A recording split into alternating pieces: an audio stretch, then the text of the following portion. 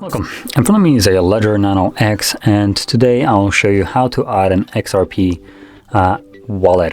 So by default, when you install the application onto the Ledger, it does not actually create a wallet. So what you need to do is in your Ledger Live application, either on your computer or phone, you will navigate to the accounts.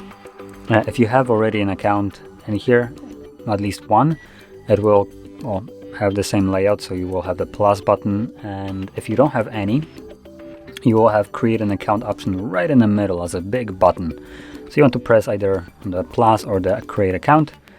And I'm gonna add account right here on the plus sign. And obviously let's look for the XRP, which is for me right over here. Simply click on it, then choose your ledger right at the top. And on the ledger itself, it will want to open up the application, so confirm it.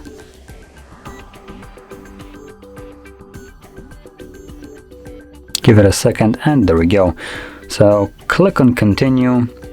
So go to add, go to account, and you should see it right here somewhere. So for me, it's right at the bottom. Once you click on it, you can select receive only here.